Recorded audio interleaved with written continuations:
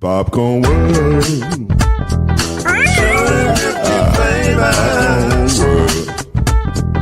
Popcorn World. Yeah.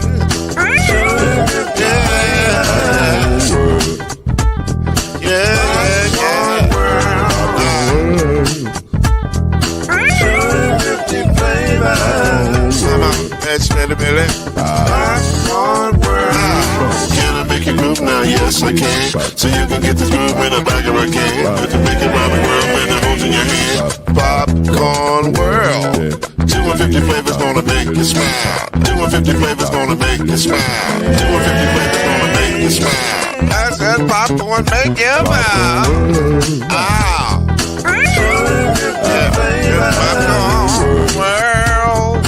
Popcorn World. Popcorn World. It's a popcorn world. It's a popcorn world.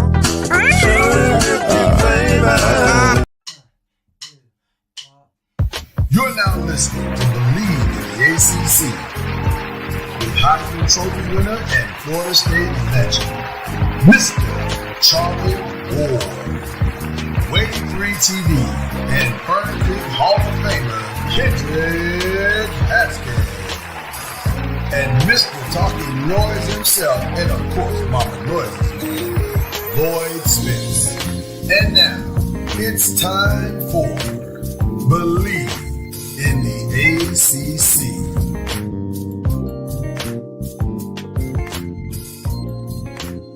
This isn't a flu game. Neither one of us are sick.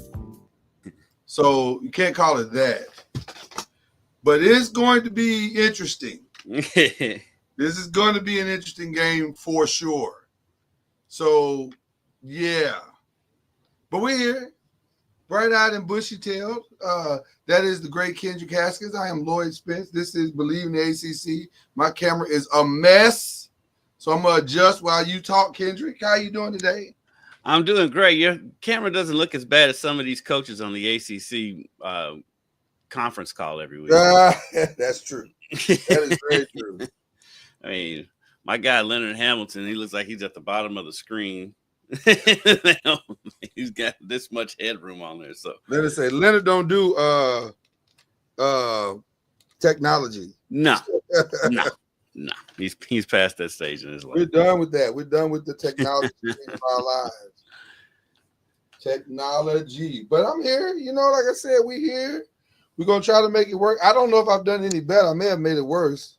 Because I can't tell what's going on here. Okay. Let's see. Let's open it and see. We'll be surprised together. Oh, yes, totally off. That looks all right. Well, I'm not supposed to have all that on the side. But I'll make it work. You just keep talking. Listen, we got a great show for you. Believe it or not. Despite all these technology issues and adjustments that we're doing on the fly, we got a great show for you. There you go. There you go. Yeah, you look fine. All right. You look fine except for that beanie you got on. No, the beanie is what makes the show amazing right now. I'm looking at my New York beanie. Plus, it's my last day for the beard show. Beard's got to go. You shaving the beard off?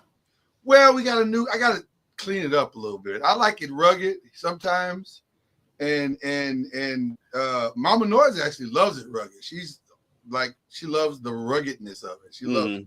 But I can't introduce a brand new show on the podcast network with a raggedy beard. So I gotta clean it up. She likes the roughneck. She like a roughneck. You know what I'm saying? Need it in the morning, middle of the night. Is that roughneck? I need a roughneck. Oh, I need a MC Light. Yeah, okay. I guess that's MC Light cut. Yeah. So I get it. I'm with it. I'm with her. I like being a roughneck. You know. I also like a latte from time to time. So it's weird. It's a weird dichotomy, but but we're here. We're gonna do our very, very best. We got a good show planned for you, a fun show. While we were gone, some things were happening. It's in the ACFC. Cooper Flagg had himself a pretty good game. Huh? Cooper Flagg had himself a pretty good game. Cooper Flagg is still Cooper Flagging it. Is he right now? I would say he might be a far and away the runaway rookie of the year, but I don't know if that. I mean, not rookie of the year, but player of the year. But I don't know if that's true because Ace Bailey's playing great. Yeah, with Cooper Flag right now, he's got to be he's going to be the front runner because he's got the headlines, he's got the highlights, and he's projected to be the number one pick in the draft. So and it's a TV show. At the end of the day. So you may be right about that. But it's interesting. Duke is playing some really good basketball, which is to the surprise of really no one. Right, that roster is loaded. Right, but to the surprise of everyone, so is the University of Louisville. Yes. Don't look now, but the number 2 team in the conference is the Louisville Cardinals. And like it's far and away the second best team in the conference. Right now, they are far and away the second best team in the conference and playing at a high level. Now, for whatever reason, it has not translated to being ranked. Maybe it's because of Louisville's seasonal start, although I thought the seasonal start was actually pretty good. I mean, they went to the tournament. They went over to the Atlantis tournament and played extremely well. Just had a couple of little hiccups here and there, but all things considered, they played well for the entire season. They're on a 7-game winning streak.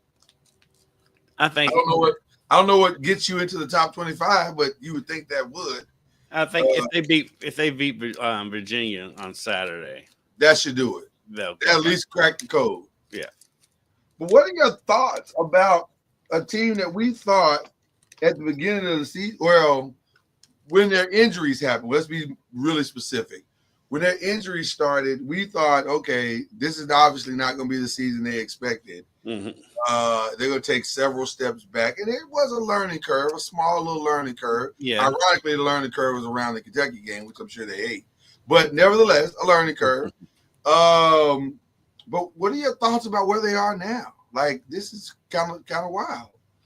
I mean, they're playing fantastic. I mean, they're getting great play, and it's a different guy every night. I mean, yes. Against Syracuse, it was Chucky Hepburn. Against Pittsburgh, it was Rain. It was Rain, and then against was it Clemson before that? It was when Javon Hadley went off for 32 points, and so it's a different guy every game.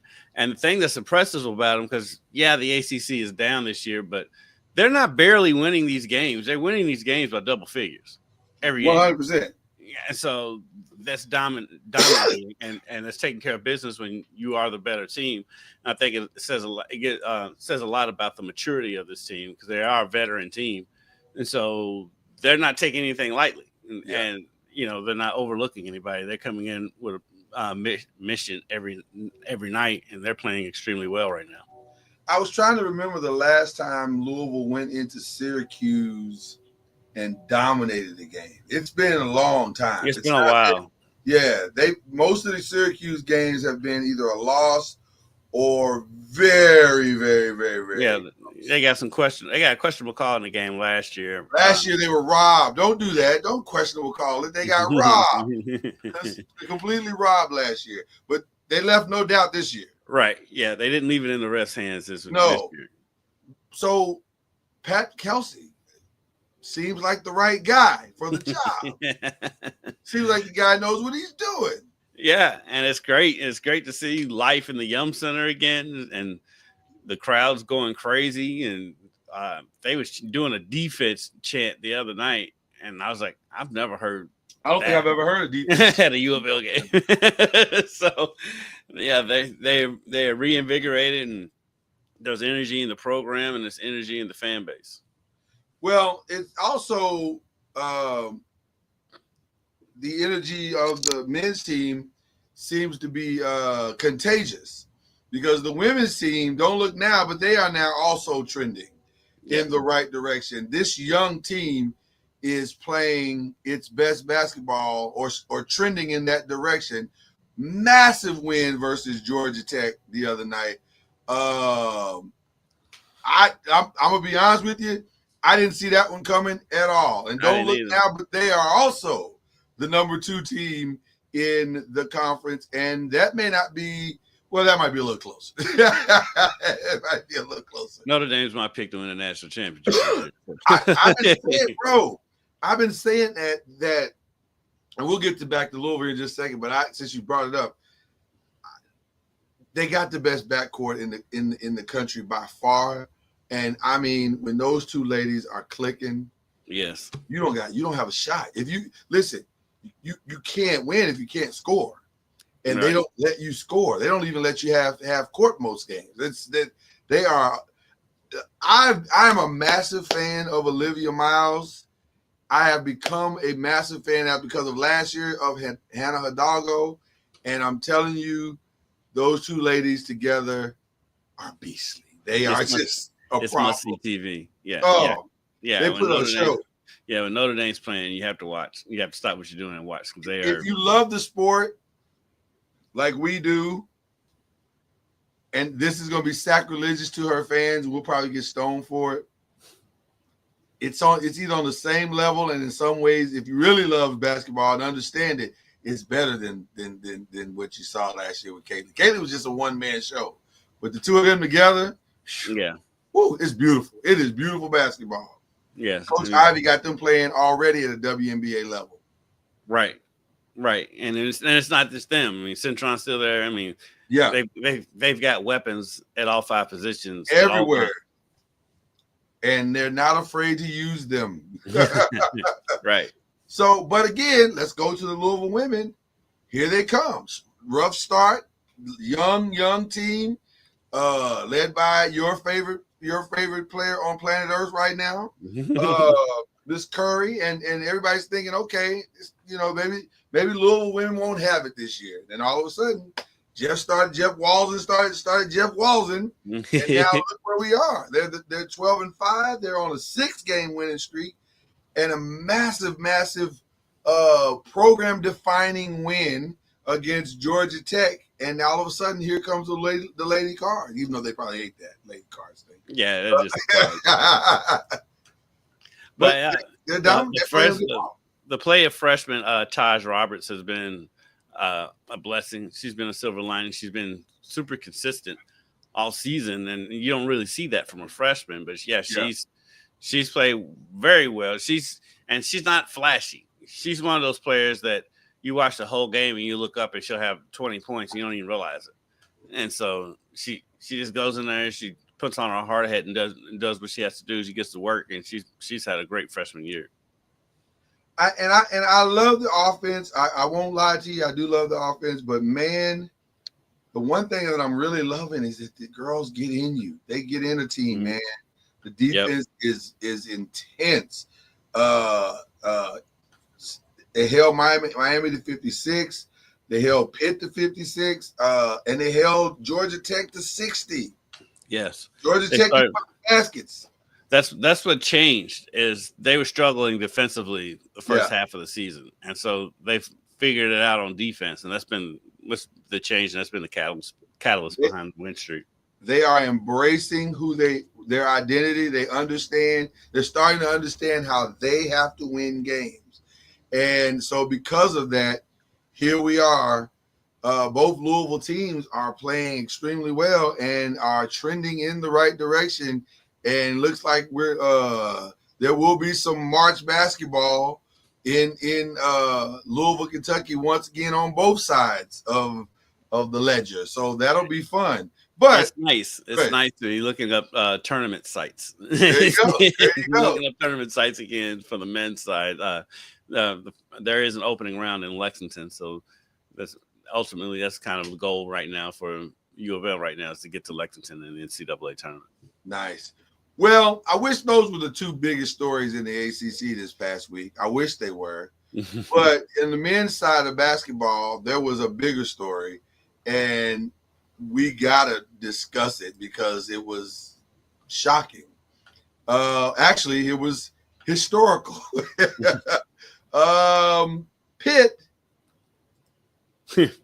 who is a very, very good team, played. Let me make sure I got SMU. SMU, who is also a pretty good team, decent team. But no one would have said that SMU was going to beat Pitt because Pitt's technically a better team. And so we're all thinking, it should be a pretty reasonable, easy game for why can't I find the box score? I'm flying blind here. Am I off? You on ESPN? Are you on ESPN? I am. I don't know why I'm By the way, struggling to find it. Was it Pitt that they played? I mean, SMU they it was played? Pitt SMU, yeah. That's what I thought. Saturday or Sunday? It was right. For whatever reasons, I am struggling to find this box score. But anyway. By the way, that Ja Morant dunk on Wemby last night. Oh, yeah, I was insane. You got to fight. You got to fight after that. I mean, he doesn't have kids yet, so it's fine. Like, it's not ideal, but it's fine. Like he can survive it. But we can't keep letting things like that happen. Is what I'm saying. Was it Pitt? I'm starting to think it wasn't Pitt. Oh, it's the women. Yeah. That's what's throwing me off. It was the women. Yeah. Right. Yeah. I'm looking. That's why I can't find it because I'm looking at I'm looking for some reason. I put up the men. I was like, I know it was Pitt and SMU. Okay, anyway, Pitt SMU Saturday or Sunday, was it Saturday or Sunday, whatever it was. We're all minding our own business, thinking, oh, this is nice. Pitt will probably get the win. SMU, will play decent, but Pitt will probably get the win. Well, SMU outscored them in the first quarter 32-7. Yes. Was up by 32 in the first half. Yeah. And everybody's going, what is going on? I think the first half ended 49 to 18 or something like that. 49-18. And all of us, and we're thinking, wow, man, Pitt ain't got it today. Well, and the third quarter happened. Well, apparently Pitt didn't know what time the game started because they mentally got there late. But they got there and proceeded to stage the largest comeback in NCAA history. A 32-point turnaround fueled by, wait for it, what'd you say, Kendrick? The third quarter. A third quarter where SMU scored how many? Same amount as we did. Us and SMU had the same amount of points on that game. They outscored them 28-0 in the third quarter. How is that possible? How do you go a whole quarter and not score anything? And then they backed that up with the fourth quarter. Yeah, they scored 10. It was outscored them 26-10 in the fourth quarter. So they outscored them in the second half, 54-10. That's insane. That is insane. Talk about a tale of two halves. That is one of the most shocking results that we've seen in quite some time. So they stole the headlines from everybody this past weekend in the ACC because, really in the country, because who saw that coming? Right. So shout out to Pittsburgh. Their first conference win. Yeah, right. I guess sometimes this is what my mom used to say. Sometimes you get sick and tired of being sick and tired. Maybe you're just sick and tired of losing. Right. It was like, you know what? Enough is enough. We got to get this win. And they got it. They came and got it. Now, that may be the last one they have. Huh? Just ain't going to take it no more. They're not going to take it no more. Now, that might be the last one they have for the season. But at least they got the one. So, shout out to Pitt for getting that one. So, but also, again, not the most shocking thing that went down this weekend in the ACC. While you were yet sleeping, Carson Beck decided, well, let me back all the way up. Carson Beck at the end of his season decided, I think I'm ready for the NFL draft. Mm-hmm. And I'm sure he sent out his NFL feelers, and they responded. Remember what I told you, right? Yeah. What I say? It's grown man business. It's grown man business. Grown man business. He found out real fast that his draft grades were not very high, although I think he's got to know internally that they were not high. Like that to me, that feels like a waste of call. Because come on, bro, you saw what you did this year. Like, stop it. But I digress. So from a pro perspective, he is not ready, and I'm sure his grades said that. But from a college perspective, Yesterday's price is not today's price. and I only use the kid because that's the only one I got. I don't have nobody else saying it. Okay. All right. That's fine. All right.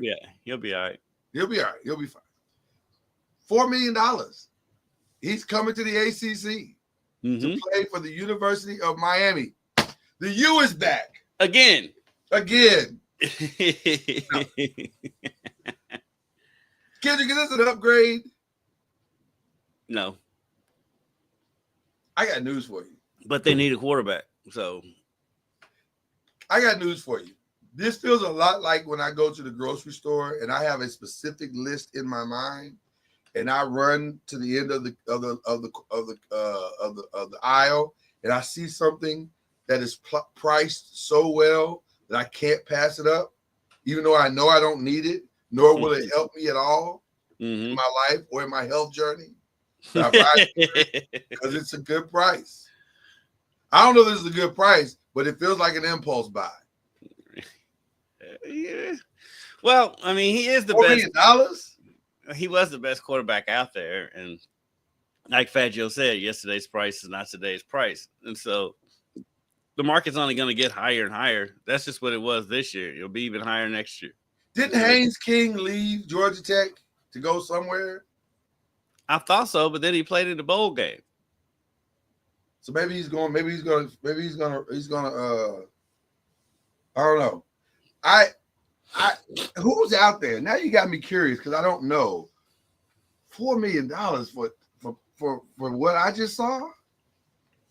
If I'm the boosters and I'm part of the alumni or the NIL committee, I got questions. like I said, he's rated as the best quarterback out there in the transfer portal. So okay, so I'm asking you, Kendrick Haskins, is he the best quarterback out there? I mean, he's going to be a Heisman candidate coming into the season. Really, you think so? Yeah, but that's he was a candidate coming into this season. That's going to be more because of the team he plays for, right? It's not going to be because of. I mean, he was a Heisman candidate coming into this season. He was, and he quickly dispelled those rumors.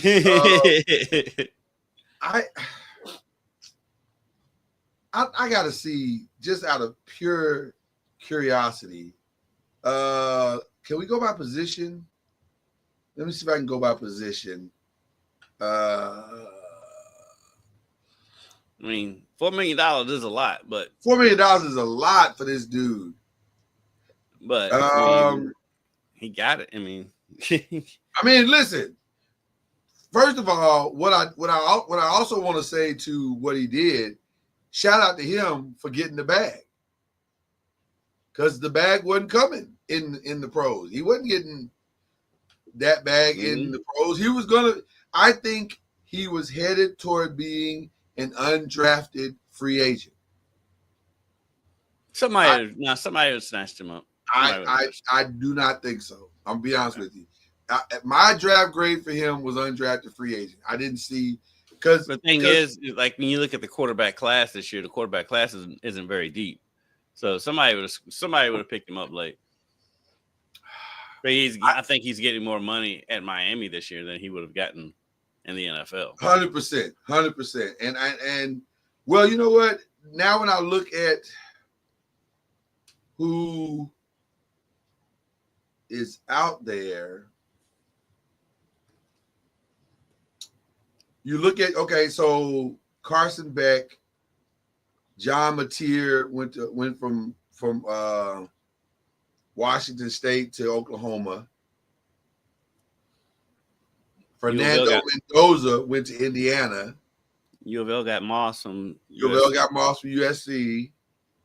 That's a good pickup, by the way. That's a really good. Oh yeah. He'll play well in that system. Yeah, because Pierce Clarkson left. He went to Ole Miss, I think. Yeah, Ole Miss. Malik Murphy went to Oregon State. What is it about Oregon State that people like?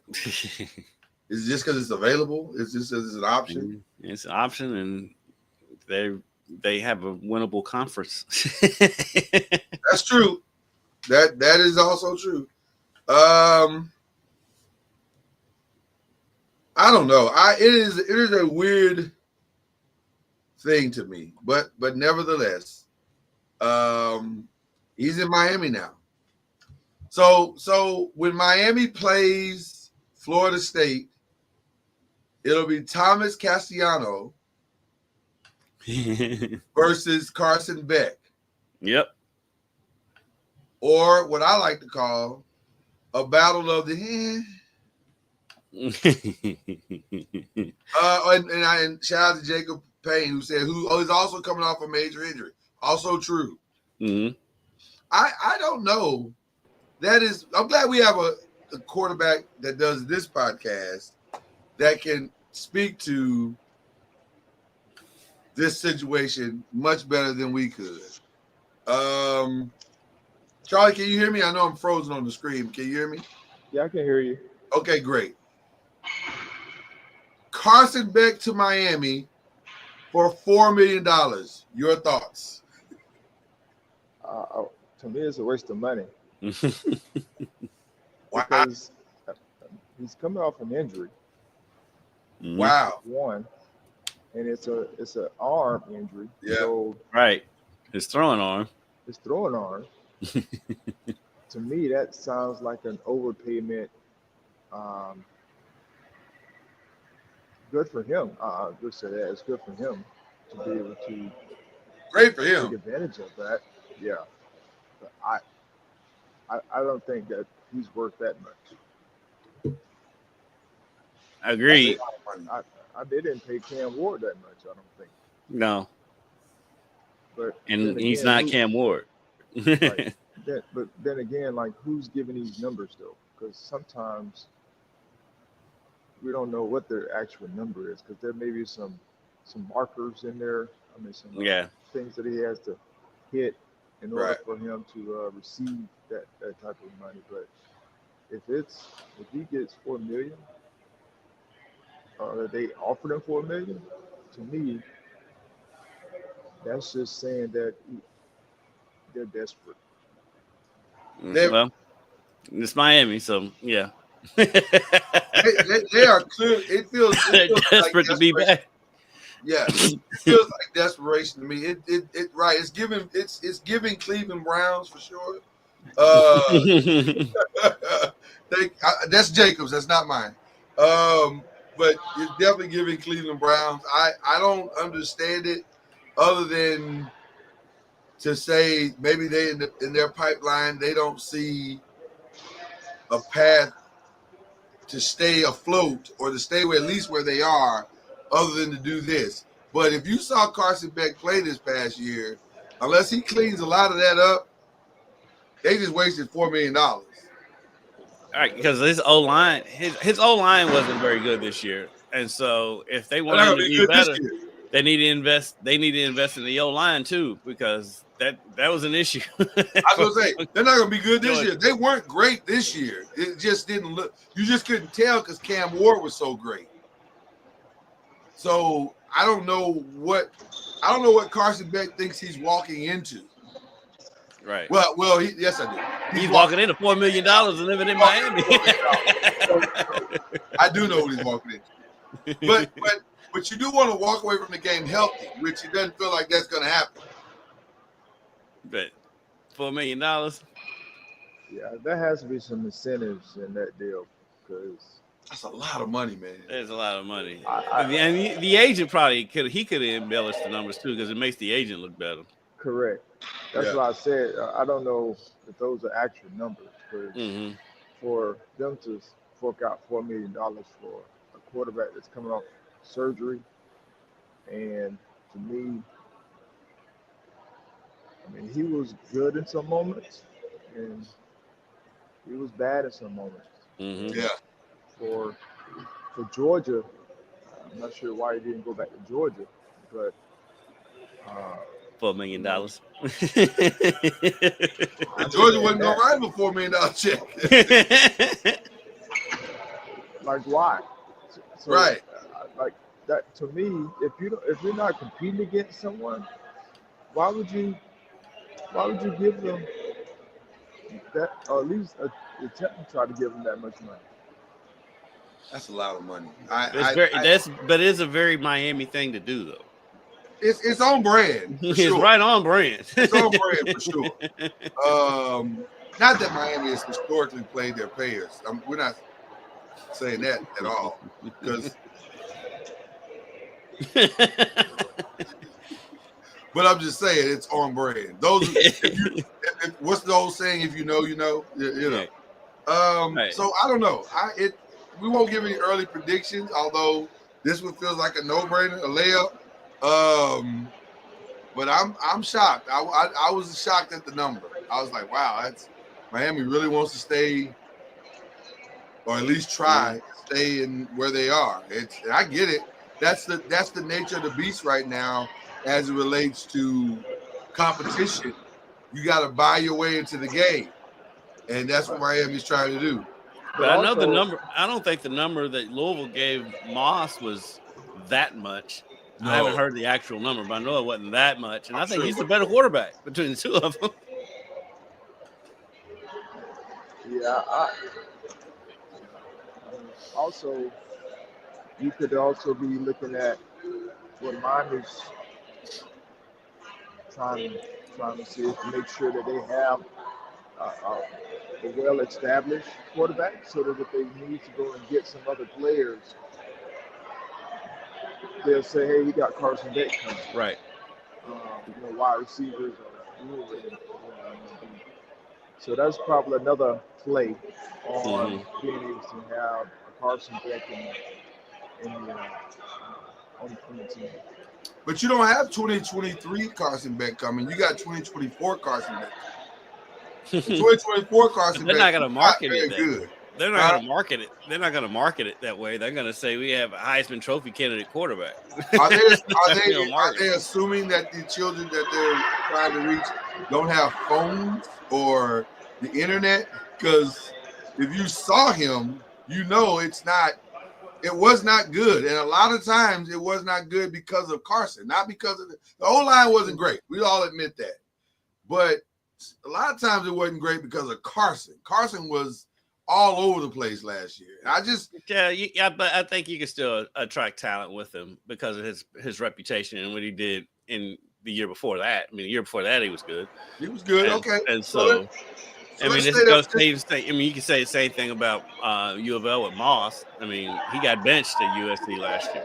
So, but they're going to market him as a Heisman Trophy candidate. And so that means that's just what you do. And also he's coming from, a top program. And so, like if you go to a top-notch, quote-unquote, program, and you come from those schools, you automatically seem to have some cachet, because you came from, whether it's an SEC school or whether it's a Big Ten school or whether it's one of considered a blue blood in a sense. So I think that plays a big part when you start looking at rosters. Yep. Because you say, oh, USC's recruiting or right. whatever school is recruited him and had him on the team, then he must be. Not knowing, not looking at the dude got benched for another guy. Right. It's not that issue, but maybe he has some talent enough to be there. Then he has, all he needs is another opportunity.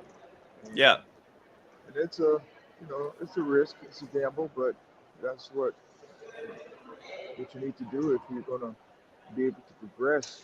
You can't stay status quo all the time. Right. Scared money don't make no money, Lloyd. Well, that's true. Now, I can't argue with that. Apparently, Miami is never scared. But good luck with that.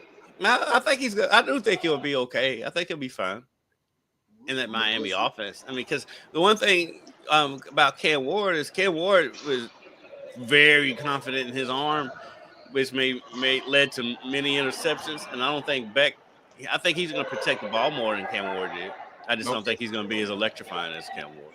Well, he didn't last year, by the way. I'm not going to compare them two because Cam Ward is, arm talent. He had that. Yeah. The thing that made him really special was his ability to make plays. Mm-hmm. Plays weren't there, and so I think that's very important to, that's his success. I don't think Carson Beck has that kind of playmaking type of ability. See, I was trying to give him hope. I'm giving him hope. You have never given Miami hope on this show. Giving Miami hope.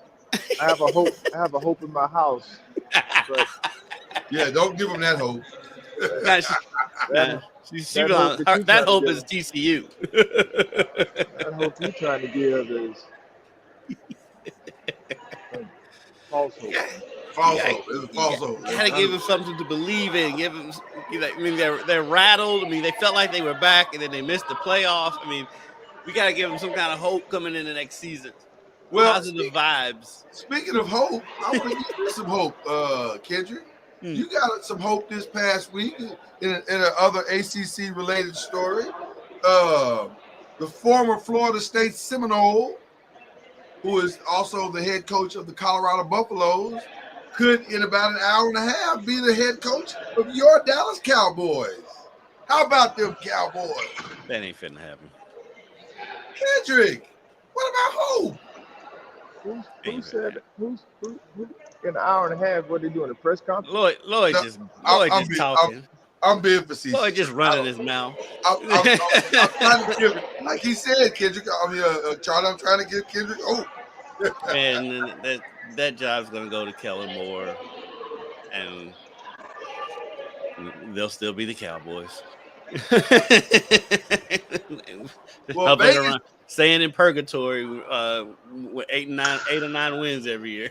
Well, Vegas has it Dion as the favorite to be the next head coach. Are you sure? Last I saw, they had Kellen Moore as a favorite. Oh, did it switch? Okay, I remember. Like he's the huge favorite. Listen, as much as I would love to see Dion in Dallas, just purely for the entertainment value of it all, You just talking a bunch of bull junk. Right. I don't believe for 1 second. Dion's not. He's already. I think he's true to his word. I mean, if he's not, then of course we all can go back on our word. I'm not. You're right. That, but to me, he is so fit for college. Yeah, 100%. Like he's made his mark in the Little League. He started in the Little League, went to high school, then went to college. He is so fit for the youth. I'll just say that. It would be hard for me to see him get down with professional athletes because some of them they don't want mentors.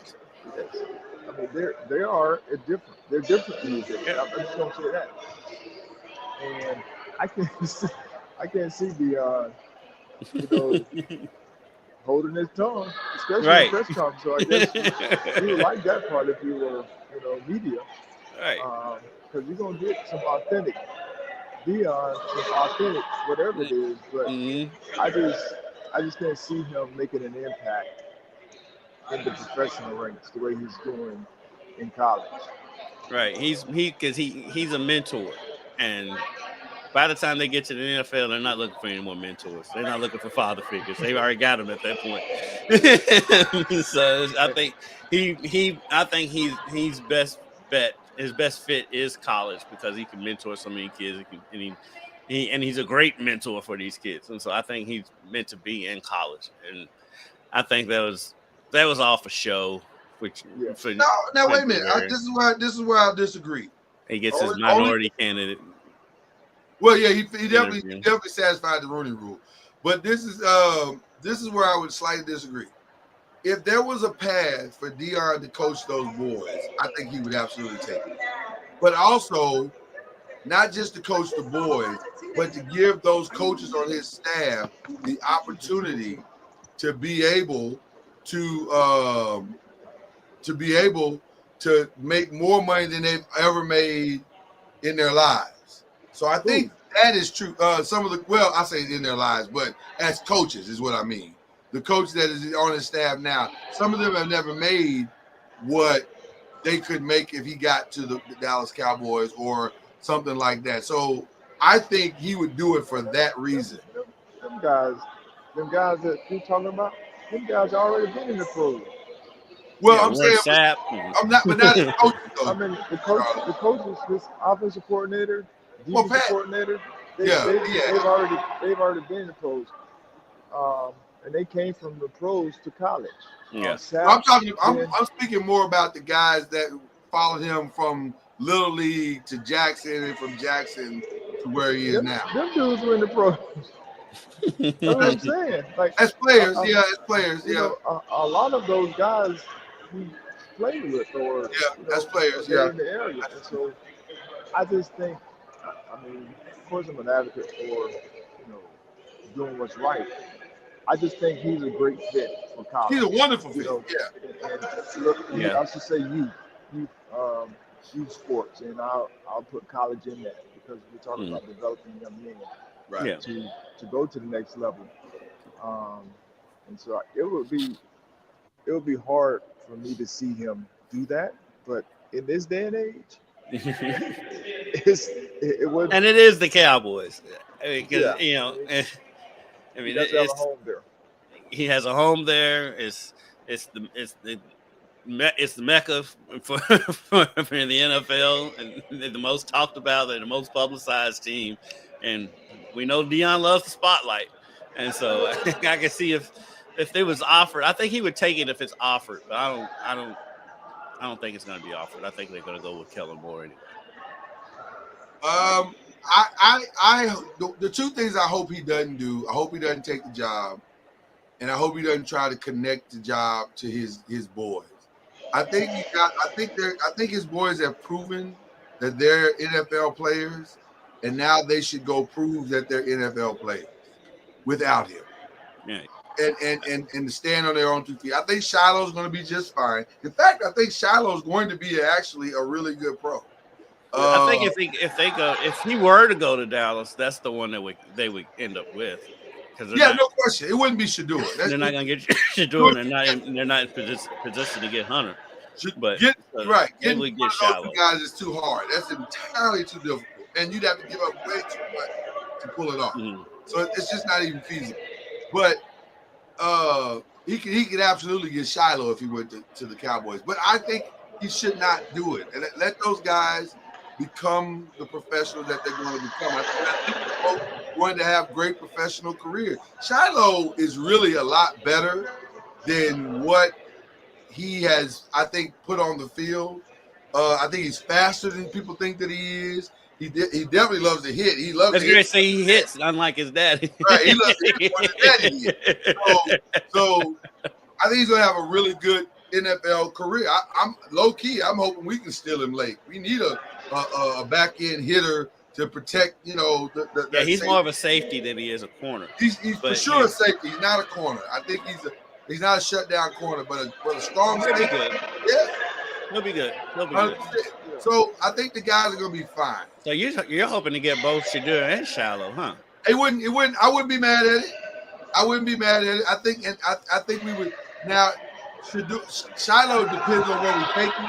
If we got other needs beyond Shiloh, so I don't want to take him second round. I mean, you have the only need you don't have is the number one receiver. You have that in Neighbors. You got number one receiver, but you need everything else. We need everything else. We need a lot of stuff, bro. I will say though, I like them, even though people shunned it. I like the move of keeping Dabo. I do too. No. I he's think a good coach. He's a good coach. because they just didn't have a quarterback. But he is a really good coach. I do like him. Now, Joe, we'll see. We'll see. I don't know. I don't know what to think about Joe. Joe is right now a C- GM at best, and that's being generous. He may be a D because you gave away Saquon Barkley, but the whole Saquon thing makes his grade drop every day. But here you almost have to give that grade an incomplete because number one, he wouldn't have gotten 2,000 yards this year in a New York Giants uniform. True. So, yeah, the Eagles have the best offensive line in the league. Right, the Eagles got the best. We don't have that offensive line, and so I get giving him away. I think it ultimately could be. It's always going to be viewed as stupid, and it probably is. But also, did they have a choice? Like we didn't have a choice. Like he was not going to be happy. I mean, he's just going to be going through the motions and probably be sitting out games and a whole bunch of stuff. They had a choice. They just made the wrong choice 2 years ago, and they paid Danny Jones instead of Saquon. But see, I've been defending that on different. They had a choice. I've been defending that on different platforms, and he would have been fine. Well, if he had his money, right? But here's the still to force his way out. I don't know. He seemed like he was happy there, though.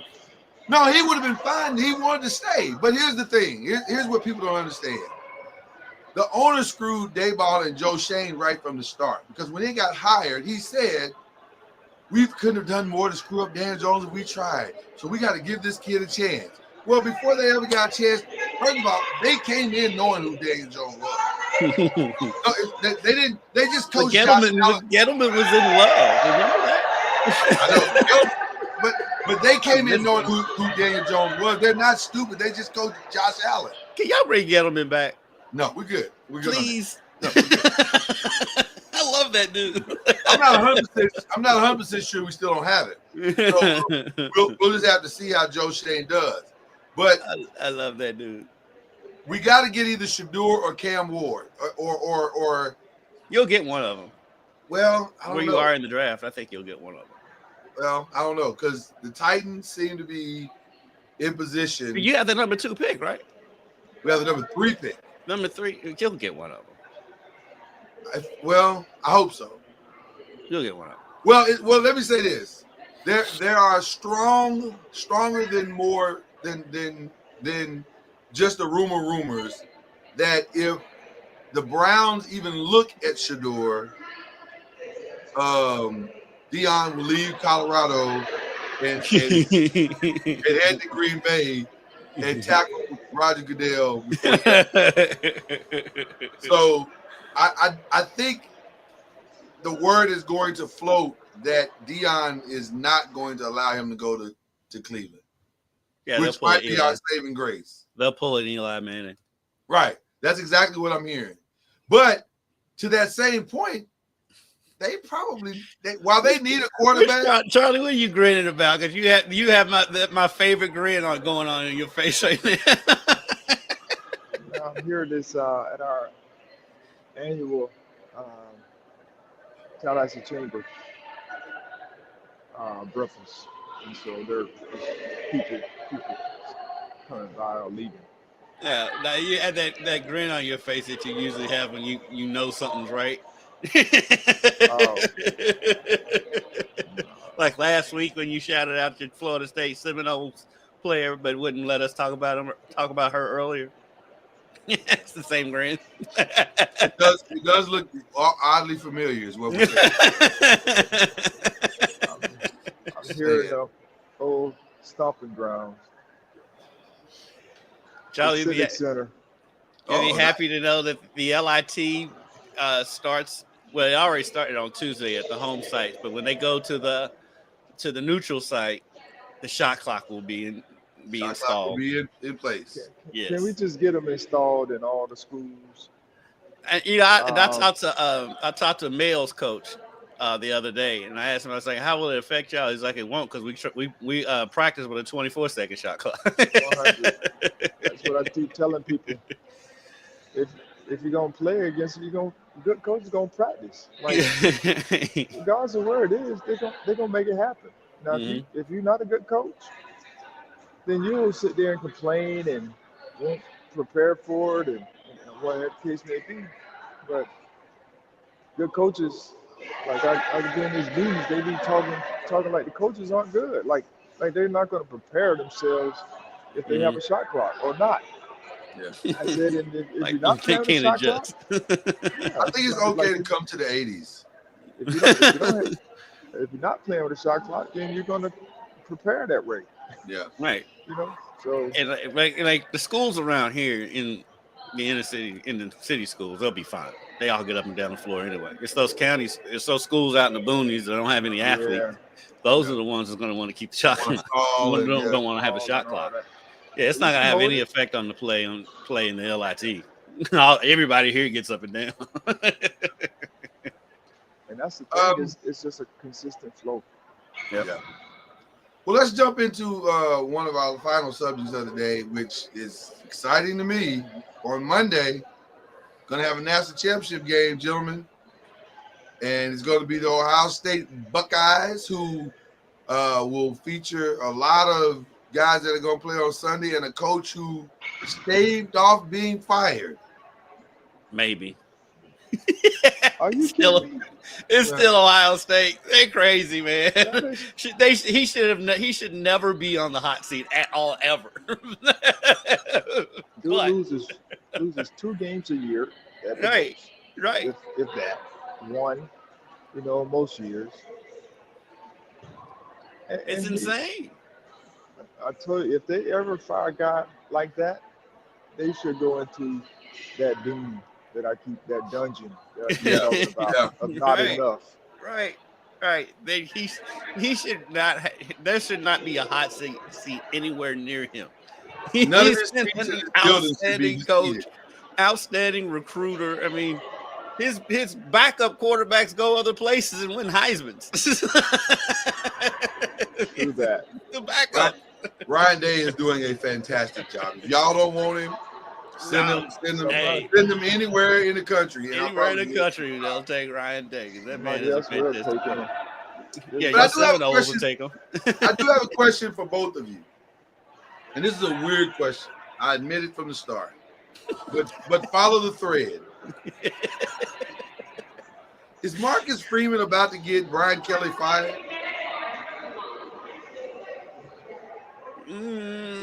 No, Brian Kelly is about to get Brian Kelly fired. Not Marcus Freeman.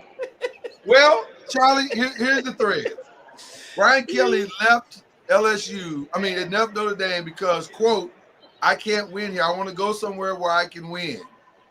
Not only is his former team about to play for the national championship, in the 3 years with some of his players that he recruited, but he can't even get out of starting blocks in the place he said he can win it. He has a Heisman Trophy under his belt, though. There's that. He does have a Heisman Trophy, so I guess that's something. LSU fans don't care about that. That just makes him Bobby Petrino. LSU doesn't care about that. The fans don't care about that.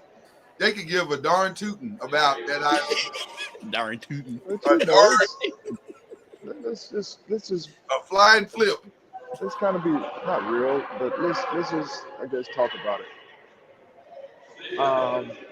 Marcus Freeman this year, of course, had a great year. He's been trending. Not trying to take anything away from him, but he had a very favorable schedule,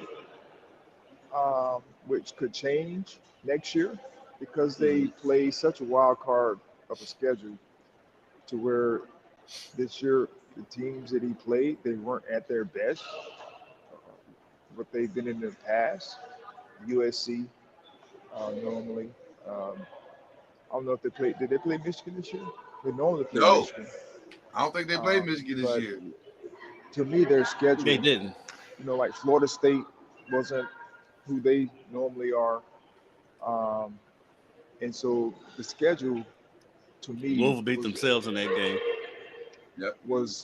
So the schedule to me was a big factor in their success, and it happens that way for certain schools.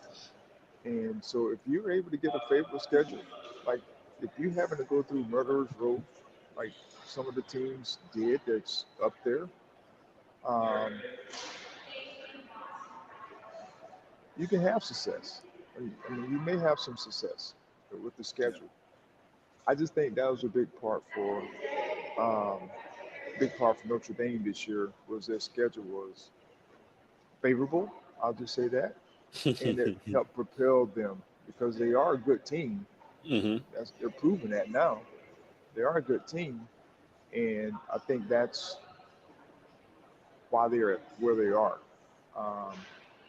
It'll be interesting because is this Riley Leonard's last season? This is it. Because to me, he was a key acquisition for them. If they didn't have him, they would be up a creek. Yeah. In the way they've been able to finish their year. So it'd be interesting to see how they navigate. Now, I do like the backup quarterback personally, especially with their offensive line, with the young group, I should say. They were young going in. They've improved over the season. But I do like the backup guy who came in when Leonard was out for those couple of plays. They gave him a drive to give him the 3 points, I think it was. I like him because he was decisive. He knew what he wanted to do. He's a pocket passer. And behind a really good offensive line, he could be probably successful. Now, would that lead to them going back to where they are today? I don't know about that. But depends on the schedule. But it depends. Yeah, it definitely depends on the schedule. Well, when we return together on next Thursday, who will be the national champion? I think it'll be Ohio State. Think the Bucks stop? I think they got too many weapons. I mean, I like Notre Dame's chances in the game, and I think it's going to be a close game. But I think I'll give Ohio State the edge. What says you, Charlie? I want to go with my heart. I think it's going to be Ohio State because they have like the most talent and they found ways to win games, and they've had this chip on their shoulder since the Michigan loss. And so they've kind of been destined. And of course, they paid for the highest paid roster, right? As well. They're the Yankees of college football. But for some reason, Notre Dame has just been finding ways to stay in games. They got dudes down, hurt. Other guys are stepping up, and I don't know when that runs out. But I don't see Ohio State really just running away with this. Like, they were 1 yard away from being tied, but they found a way to make a play, or a couple plays on the goal line to stretch the lead out. And so they've just kind of found a way all year since the Michigan loss to kind of rewrite some of those wrongs, those 2 losses that they had, rewrite some of those wrongs throughout that year. And they just seem to be a team of destiny in a sense. I know you got to go, Charlie. I appreciate you, man. We appreciate you, rather. I'll just say this. It is not lost on me that this game is on Monday, Martin Luther King Day, and it's the opportunity for the first ever Black head coach to win a national championship. Oh, yes. There's something unique about the circumstances by which this game is played. And on paper, it should be Ohio State, but I got a sneaking suspicion we're about to see history be made. I love it. We need history to be made. Which, by the way, we celebrate his birthday. Which, by the way, it's also the day of the inauguration. Very I just think something. very conflicting day. It's a very conflicting day. So I'm saying there's a weirdness about this day that says Something weird can happen. something strange is about to happen. So I'm curious to say, but thanks, Charlie, for jumping on, brother. We appreciate you as always, man. All right, brother. Appreciate All right, you, man. guys. All right. So I don't know, Kendrick, man. It's it could be. We might see something unique on Monday.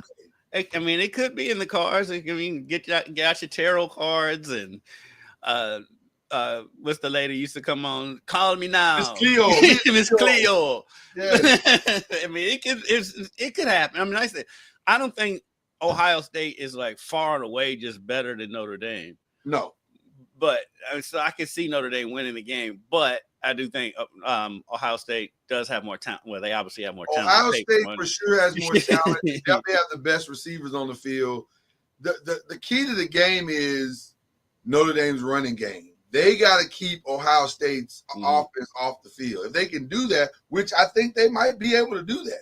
Yeah, because I did not have many expectations for him coming into that game, the Penn State game. Yeah, Notre Dame's running because he had that knee injury, he had that big brace on, but man, he had a couple of runs that. Whew, I was like, he's fine. and sometimes momentum and heart can win a championship. It can. It absolutely can. You can out-heart a team, and they're not a young team. They're a veteran team that's been around, and they want to cap some things with this. You know, I think it's going to be a much, much closer and better game than people have any idea it could be. I don't see a blowout, though I wouldn't be surprised by a blowout. I would not be surprised by a blowout. But I think Notre Dame, there's some things maybe conspiring in their favor. I find it fascinating that this is on Martin Luther King Day. I know. And shout out to Marcus Freeman. I think he's a great coach. I wish he would embrace it a little bit more, though. Yes. I know what he's trying to do, and I get it. It's based. Yeah, and I get where you are. Right. But, I mean, this is all with y'all, brother. This is a story. Not just for also for his other side of his family, the Asian side of his family. I mean, it's a first for that side of the family too. So, I wish he would embrace that a little bit more. And so, And by the way, saw a picture of him and his wife and his mom. He is a full-on one half Asian. Like he is. I was like, oh, your mama's Asian. Like she ain't. Yeah, he's Tiger Woods. Yeah, he is Tiger Woods. I was like, oh, she's Asian or whatever he's. Right. He's not an Asian or no. He's full on. Yeah. So, and yes, I mean, be the first minority coach to win the national, to even play in the national championship. I mean, that's a huge deal. I would like to see him embrace it a little bit more. I would too. So it should be a fascinating game on Monday. Well, we got a couple of minutes. I guess we should talk some NFL since we're here. First of all, I want to give a shout out to the Commanders and specifically Diami Brown, North Carolina's own Diami Brown. Yeah, he had a hell of a game. Who had a day this past weekend. The brother balled out. And the Commanders, let me tell you something, people. The Commanders are for real. And if you think the Lions are going to just run over, the line I know is 9. They're a 9-point favorite. That's because that's high. That's high. I think that's because it's in Detroit. I don't think they are truly a real 9-point favorite. I do not think the Commanders. I'd be shocked if the Commanders got blown out in this game. I would be too, because Jaden, it's amazing he's a rookie, and like this situation is never too big for him. That dude is he's calm, he's flatlined throughout the whole game. He doesn't get rattled by anything. I've been so impressed because I thought he was good last year when he won the Heisman last year, but I did not see this coming in year one. The dude got ice in his veins. I thought he was from Alaska. I said he's got to be from a cold weather place because he is cold-blooded. Like just cold-blooded. Cold-blooded. There is no flinch in him at all. No. At all. and we get to deal with them for the next 15 years. I know. Please send us Shador, please. We gotta get something comparable. Goodness gracious, because wouldn't that be a battle? Oh, that'd be fun to watch every week. Shador and Jaden going at it, or Cam and Jaden going at it. That'd be fun too. I mean, that would not be fun. That'd be fun too. But he's the real deal. But I think I don't know if I see upset. I don't know if I'm ready to say that yet. But I don't think it's going to be a blowout. I think there's no 800. And Detroit has so many injuries that, it's very possible. The upset's not out of the question. I'm going to take Detroit in the game, though, because they are so overwhelming. But, I mean, Washington's not going to just lay down. Well, and the other thing is the running game. It's the running game of Detroit and I'm hearing that David Montgomery will be back. Montgomery is going to be back. And so that 1-2 punch right there. Yeah, that might be a little. It's a if lot. You can't get on the field, you can't win. Right. Right. And so, which brings us to the Bills and the Ravens. Let's say the Bills and Ravens for last. Let's say the Bills and Ravens for last. We'll go Texans Chiefs. You think they can go in there and do it? I don't trust that defense because I think a lot of that was just Herbert having an off day. Even though I don't put all that on Herbert either, because 2 of those interceptions went right off receivers' hands. I'll just say this. I hate that Andy Reid has had a week off Right. Because that's the real problem. When you give Andy Reid time. And that team time to heal. He's ready. He'll be ready. They were banged up. So, that week, they needed that week. Yeah, he will absolutely be ready. You think Kelsey retires if they win it this year? Yeah, I think. And I wonder when he retired. I do. That's what I wonder about Mahomes going forward. Is when he's gone, Andy Reid might hang it up too. I mean, Andy Reid ain't got too many years left in him on the sideline. Then what happens with Mahomes? That's when it's going to get interesting. Then you find out what kind of player he really is. Yeah, and I think he'll be fine. To be honest with you, I do think he'll be fine. But I do want to see what that looks like 5 years from now. Because 5 years from now, I think Andy and Kelsey are they'll be long gone. They'll be long gone. They'll definitely be gone. But I think Andy will be gone too. I'm going to take the Chiefs. I'm taking the Chiefs at home. Solely because it's at home and it's Mahomes. And I don't trust that Houston's defense. I mean, they haven't been that good all year. And Mahomes, I don't think the Chiefs aren't going to give them the ball. Yeah, what a time to speak. I mean, Mahomes ain't throwing 4 interceptions. I don't think so. I just don't think. Yeah, I just don't think so. If the Texans had all of their weapons, I'd give them a better shot. But I just don't think they can win a shootout of any kind. Ironically, most of the teams that are having to try to win this weekend are going to have to win with ball control. Yep. And the Texans are one of those teams. They're going to have to figure out how to Joe Mixon and those guys are going to have to try to figure out how to keep Mahomes on the sideline if they want a shot. Mm-hmm. Eagles and Rams. Man, look. I like the Rams, man. I like the Rams. I think the Rams can win whatever way you want to play this game. Yes. And if it's a shootout, I'm definitely going with the Rams because I don't trust Kellen Moore's offense. The Rams want to shoot. The Rams want to shoot out. Yeah. I mean, and once they got healthy, that's all it was with them all season was just healthy. Yeah. Once they got healthy, when they've been 100%, when they have both Puka and Cooper Kupp out there, and our guy Tutu, because I mean Tutu contributes a lot to that team too. Yeah, and so I'm going with the upset. I'm taking the upset. I think the Rams go in there and they're gonna beat Philadelphia.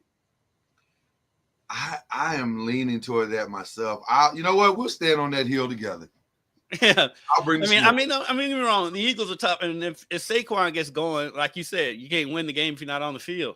Right. The Eagles can definitely. Which is the way the Eagles got to ugly this game up to win it. Yeah. But if they try to, that's what they did against Green Bay. Because I mean, as bad as Green Bay played, Philadelphia didn't play much better. They just didn't turn the ball over. Right. I just don't think you can win throwing the ball 13 times. That's it. No. Yeah. The Not official against the pastor Rams, you can't. The official pastor annoys me to just booed us. That's wild. I've never seen a pastor boo me. On the podcast. The Eagles fans are. So I'm gonna stand up there with you and go the 6. I would not take that 6. I wouldn't touch that 6 with a 10-foot pole. But I think the Rams could pull this off, which brings me to Bills Ravens, which is basically a toss up at this point.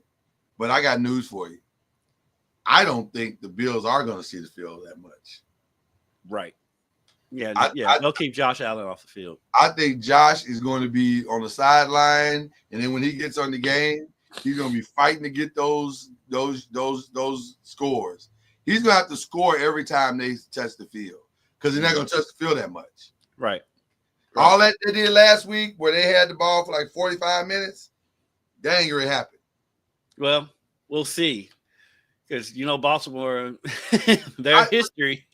And when they get in the playoffs, they decide they want to be throw it around the yard team when that's not how they got there. So, well, I think they didn't do that last week. I think they've been delivered. Yeah. I don't think they like throwing no more. And with no Zay Flowers, they know they can't necessarily really truly take the top off like they want. Do we know for sure he's out this week? It feels like he's not going to play. It feels like I don't honestly, the way that injury looked, I don't think he's going to be back the rest of the season. But, I don't even disagree with that. I think they know we don't really truly have a guy that can take the top off. We're going to have to go 2 tight end sets, 22 in the backfield, and literally 22 in the backfield, and you got to try to stop that. And good luck, because no one's proven they can all season. So, I think the Ravens are going to pull this off. I think we're headed to a Chiefs Ravens again. And oh boy, I want it for Lamar. I want it so bad. I want the Chiefs to beat Houston, and because I want Lamar to have to go through Mahomes. 100%. Because if he doesn't, that's what's gonna. If they go through win the Super Bowl and they don't play the Chiefs, they're gonna go. Well, they didn't go through Mahomes. You have to play Lamar. I mean, you have to play Patrick. All right. So I want it for Lamar. I want him to have to go through Josh Allen and Patrick Mahomes to get there. And this is the Ric Flair syndrome. To be the man, you got to beat the man. Right. And I want it for Lamar. Lamar is so deserving. He's just a natural. He's just him. Lamar is just Lamar. He's nobody else. He's not putting on any airs. Lamar is Lamar. He cracks me up wearing his grill during the game. Oh, but the irony of him wearing his grill is, as a human being, he is the opposite of what the characterization of a grill is. Right. He is nothing like that at all. Lamar doesn't leave the house. All it is. You're like, dude, you are the least grill person I know. Lamar don't go outside. It's funny. You saw Lamar in the club, you'd be like, are you giving food away? Like, what are you doing here? Right.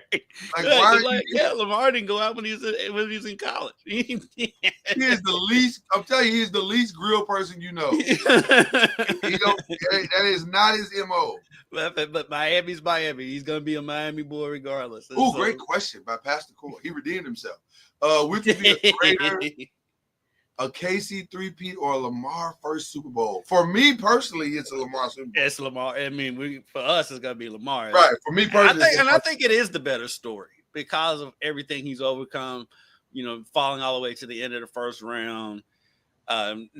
People saying he would never be a good quarterback in the NFL, and all the stuff that he gets, and then the losses in the playoffs.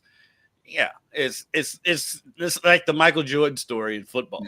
And get through the Pistons. Shout out to Bill Polian, who's never been heard from again since that tape. Not sure where Bill Polian even is anymore. Right. But he vehemently said he's being stubborn. He'll only be a running back or wide receiver. How'd that work out for you, Bill? Right. He wasn't the only one. Oh, he wasn't. That's why I laugh at the Steelers because their problem is they don't have a good quarterback. When Mike Tomlin actually directed Lamar's pro day. He ran Lamar's pro day. Oh wow! Yes, Wow. yes. I don't know why I don't talk about that more, but yeah. Was Mike he Tomlin ran- available to him?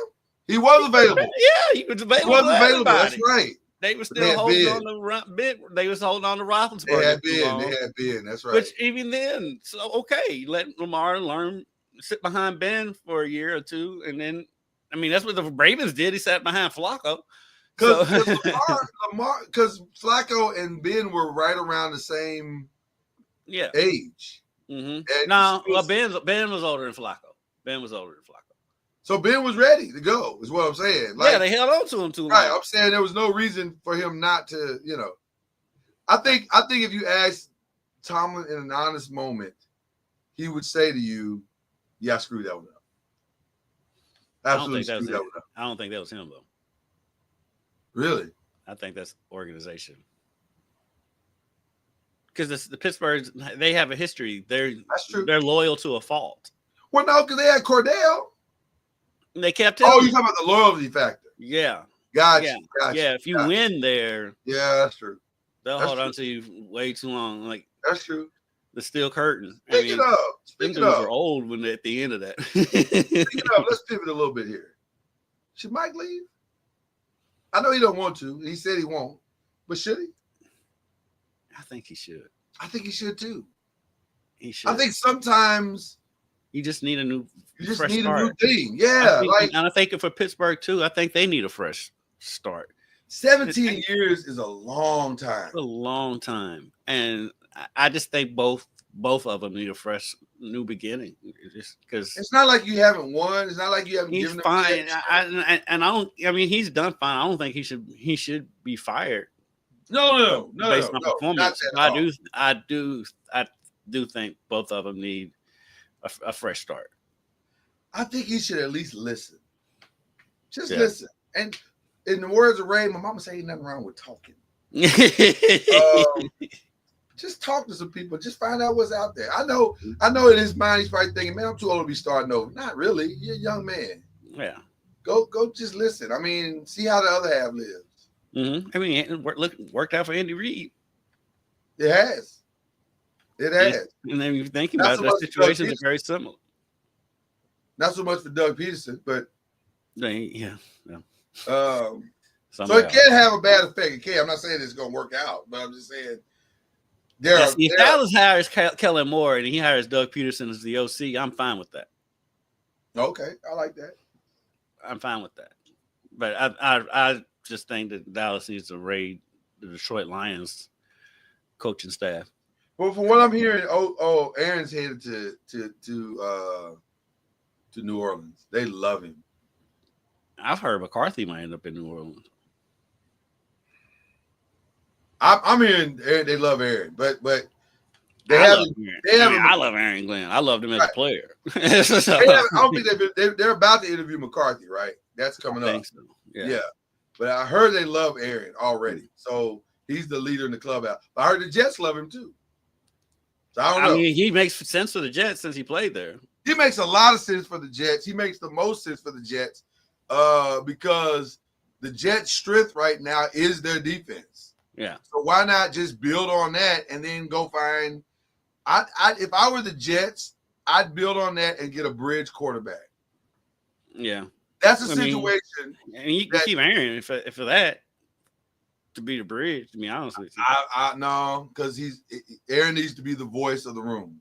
Aaron Glenn, not Aaron Rodgers. He needs to be the voice of the room. And if Aaron Rodgers stays, now Aaron Rodgers is the voice in the room. And I don't think Aaron Rodgers has it anymore. I just don't. I think he's done. But I think if you just, I'm just talking about on the field as a bridge. Well, Woody don't want him. I think Woody hates him. Yeah, Woody hates him. So he absolutely hates him. He said, I wanted to fire him week 4. Yeah, you wanted to bench him in week 4. I'm sick of this dude. Well, because he's hijacked this franchise. But I mean, the thing is, though, you knew he would. That's why when all that was going down, they could have gotten Lamar. Listen. Because Lamar was a free agent. Listen, it's not like the guy didn't come in with his guns out when he came through the door. Right. You know what you give me my receivers, Give me my receivers, give me my coordinators, and back away from the football. I mean, that's how he came through the door. He came in. Yeah. So I don't know. I don't know what you thought was about to happen. Like, that's what he does. Right. That's why Green Bay was like, get out. Yeah. They had to wrestle the gun out of his hand. But they like that girl that always wants to date the bad boy, thinking they can change him. Right. That's what the Jets were. Yeah. They thought they could change him. Aaron Rodgers ain't changing. He'll change. And now you're homeless. He's gonna change the way he wants to change. Right. You ain't gonna now change. You're homeless. You let him move in with you, and now you're homeless. That's how it's happening. I like Aaron Glenn in the Jets. I like Aaron Glenn in the Saints. I like Aaron Glenn anywhere, if I'm being honest. I mean, he'd be good with your Cowboys. He'd be great with your Cowboys. Again, the strength of the team is the defense. Who better to coach that defense than Aaron Glenn? Right. So I don't, whoever gets him is going to flourish. But it's going to be interesting to see where he goes. McCarthy in Chicago. What do you think about that? It's stupid. but the funniest thing to me was when Dallas wouldn't let them talk to him, and then after they got off McCarthy and went to Pete Carroll. I'm like, you're just determined to have an old man running your team. And Pete Carroll's as old as he gets. I think Jerry likes guys who aren't going to push back. That's why it's going to be Kellen Moore. And that's And it's I just Deion's going to push back. Deion's going to push back. That's the number one reason why it's going to be somebody else, because Deion ain't going to. What you're not going to do is bully Deion. He ain't going to let you do that. No. And Deion, I don't think Deion wants to coach in the pros. And so I think all of that was this classic Dallas and Jerry doing the splash thing to get the headlines. That's all that was. And you got your minority coach interview out. He got his Rooney Rule satisfied. Tremendously satisfied. And got headlines for it. I don't think Deion's going to be the coach of Jerry's team anyway. That's, low key. I mean, it's amazing enough that Dak's a quarterback. He was fine. He's always been fine on that because he had Quincy Carter. But here's what's also interesting. And now I'm going to float my own hot take. You ready for this? We get Shador. Deion's dream could come true. What? Because if Dayball doesn't have a good season, yeah. Deion's dream could absolutely come true. But I think he'll have a good season if Dayball has Shador and Neighbors. If Neighbors stays healthy, and Tracy has been more than a serviceable running back. And Wandale's been pretty good too. Wandale has got better. He's got to stay healthy. By the way, I didn't know this, but Neighbors and Wandale are like this. They are like they love each other. Neighbors speaks glowingly about Wandale. I mean, when in my interactions with him when he was here, he's from Frankfurt, right? Which is wild. He's a great kid. He's a super nice kid, so I can see how that happened. Is he the far and away best football player that's ever come out of Frankfurt? Out of Frankfurt, yeah.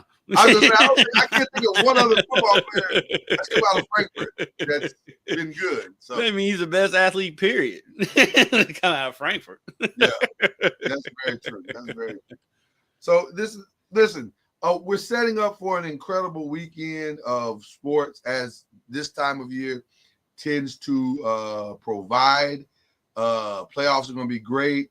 The NBA low key has been great. I know, and I know we're running out of time, but I just want to touch on that real quick because absolutely, because you keep hearing all the negative stuff. Oh, they shoot too many teams, and the bashing about the ratings being down and all that stuff. And I'm like, man, all it is a marketing thing. Because low key, if we're gonna be honest, NFL ain't really all that great right now. There's like 4 or 5 good teams, maybe 6, and that's it. And there's no parity whatsoever in the league, and all the games in the playoffs have been blowouts except for the Washington Tampa Bay game. You know why you don't notice it in the NFL? Because of the red zone. Right.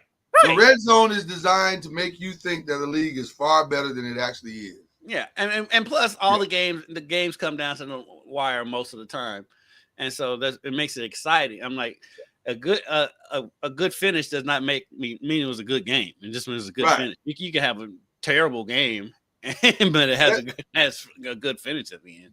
There's parity, but of the mediocrity perspective. Like it's mediocre parity. It's not like dynamic parity. Like you don't have a lot of great teams that are doing great. No. Subpar teams playing subpar football, but it looks good when you only play the highlights. Right. But the NBA has been good all season. The games have been exciting. I mean, they're close, they're high scoring. And like people complain about the scoring. I'm like, that's just dumb. And like I think a lot of people who complain about the NBA don't even watch the NBA.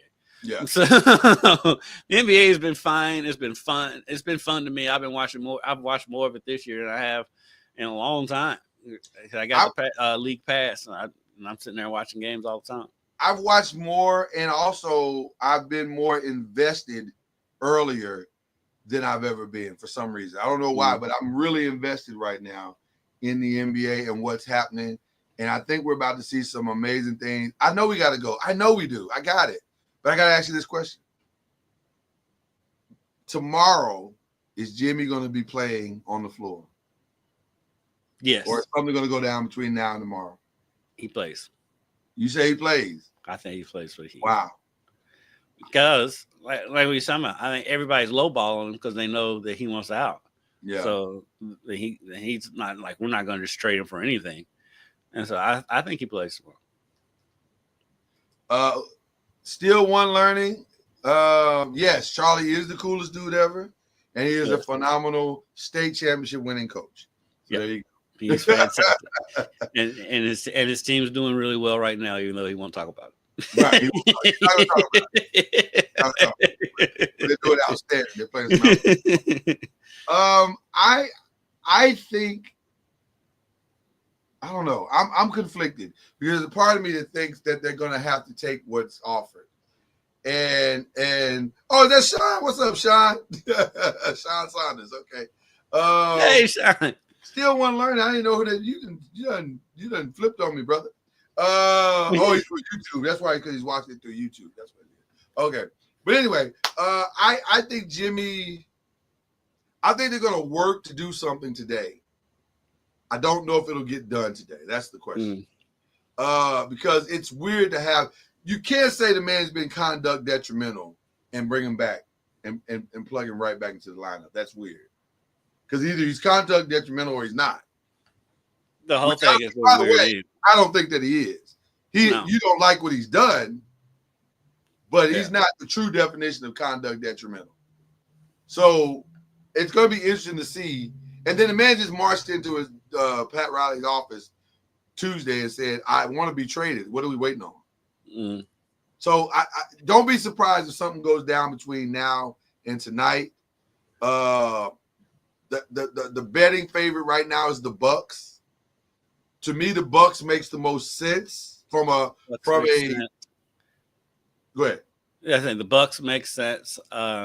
Actually, Memphis makes sense. I think he said he don't want to go to Memphis. So. He don't want to go to Memphis, but also the Suns are making moves as if they want to get rid of the rest of us. Don't they want to get rid of Bradley Beal? That's what that is, and they're probably looking for a third team. That's their problem. Well, their problem is Bradley Beal has a no trade clause. So, right. Well, that's what I'm saying. And Bradley Beal is already listed, and he likes living in Phoenix. Well, he's listed as 3 teams. He's already listed as 3 teams. He said, I would go to the Heat, but the Heat don't want me. But I also would go to the Lakers. I'd waive it for the Lakers. And what was the other team? It was another somewhere team. Warm, I bet. It was somewhere warm. So that's why he wants to stay in Phoenix. So this is going to be interesting to see how this all plays out over the next 2 weeks. I think it's going to take 2 weeks. Phoenix is stuck with Bradley Beal. I feel like they are. Nobody wants to take on that contract. I feel like they are. I feel like it's a big stretch, but they want him out the building. No superstars ever been no stars ever been more disrespected than Bradley Beal in this year, in the last couple of years, Yeah. because they put him on the bench and was like, we really don't want you. Like, we really broke it up. You just don't know it yet. But we don't go with you no more. Like, what is going on, brother? So I don't know. It's gonna be interesting to see. But this sounds like a show. Like it could be a show. Okay. Anyway, with that being said, let us give our shout outs for today. I'm wearing this shirt because when we were gone, the men of Phi Beta Sigma celebrated their 111th anniversary. And then today, the women of Zeta Phi Beta are celebrating their birthdays. Their Founders Day for them. Founders Day. Watch your timelines is all I'm telling you. It's about to get crazy. Every black fraternity and sorority was established in January. It feels like it feels like it every January. The timeline gets flooded by it. Yes. I just found out Jade Cargill is a AKA. I did not know that. But it makes sense though. You know who Jade Cargill is, right? Yeah. It makes sense. It makes sense. It makes sense. It checks. Not hard to see that at all. I can see Delta too. I can see a little bit of Delta, but also the you know, I can see both. Yeah. I can see both. It's not hard to see both. But yeah, so shout out to the lovely ladies of Zeta Phi Beta as I give them a shout out. And then by the way, by and large, shout out to my lovely wife, who is a member of Zeta Phi Beta. So really, she's Z5 for a minute. Let's just get a drive by Z5. Oh, and shout out to my grandmother, who is the oldest Zeta in the state of Arkansas. Nice. So there you go. The mama noise is hilarious. Mama noise is. Let me just tell you. Shout out to my entire house, who at random times, letting you guys on the inside for a second, who at random times at any given time will shout out mustard. Just because it's a fun thing to do. Shout out to the lovely lady, Franklin, the first lady of Noise Media. Well, not the first lady, but like the second lady of the official pastor of Noise Media and Entertainment. There you go. And then my last shout out is a petty one. You love petty. I do love a good petty. Shout out to Drake for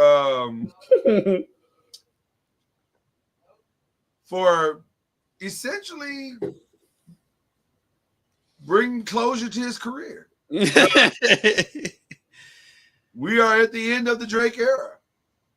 We are about to, and for those who don't understand what I mean, go look it up.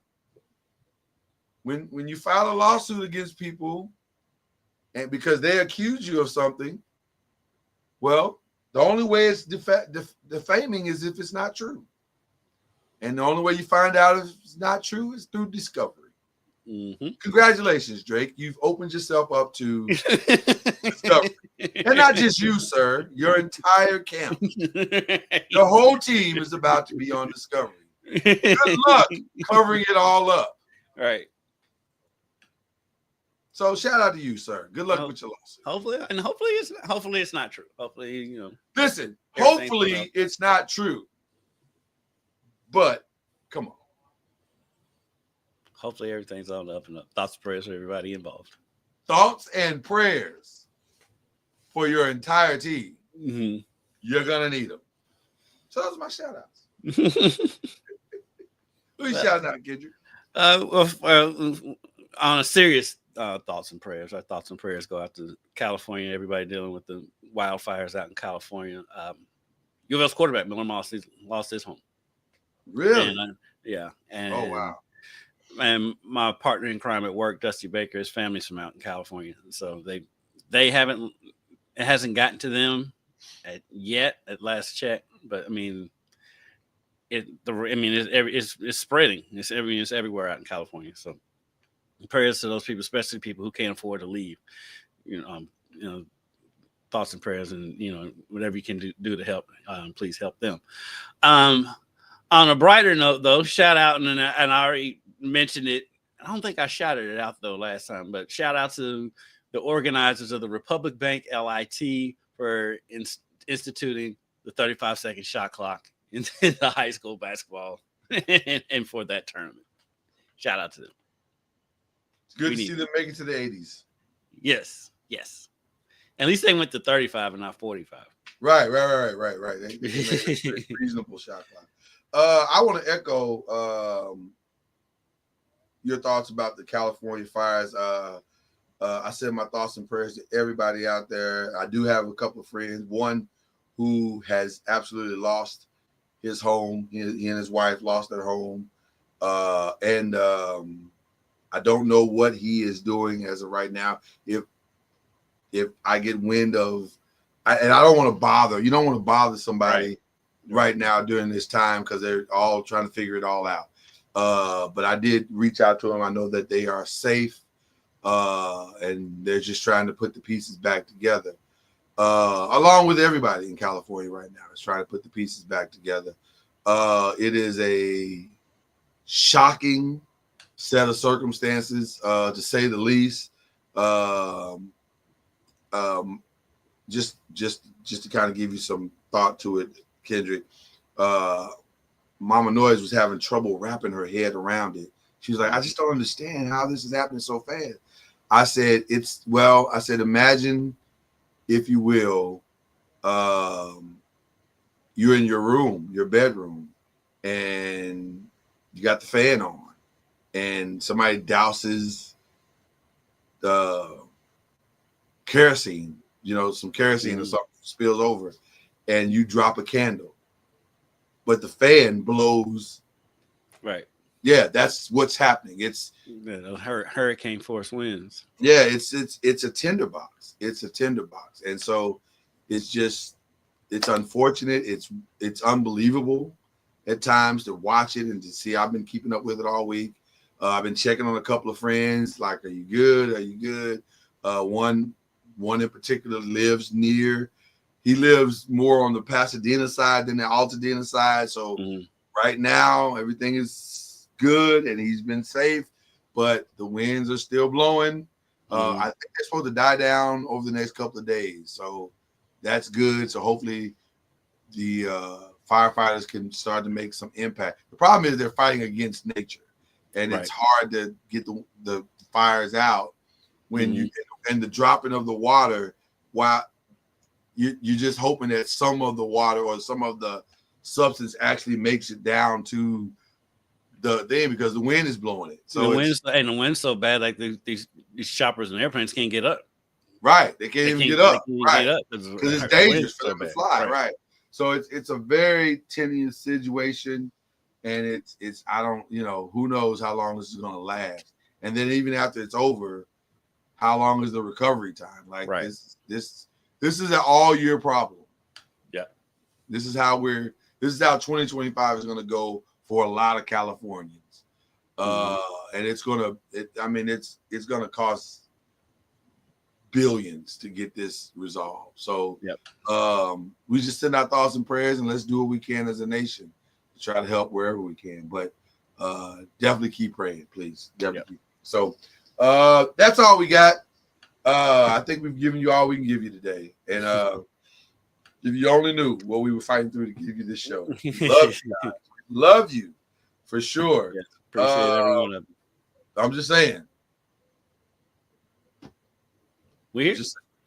All right. We'll be back to do it all over again next week. Enjoy your weekend and stay safe. Peace. You've been listening to Bleav in the ACC with Charlie Ward, Lloyd Spence, and Kendrick Haskins. Please like, follow, subscribe, and share from the Noisemakers page on Facebook and on YouTube. And you can also listen to us on Spotify, Apple Music, iTunes, and wherever podcasts can be heard. And join us next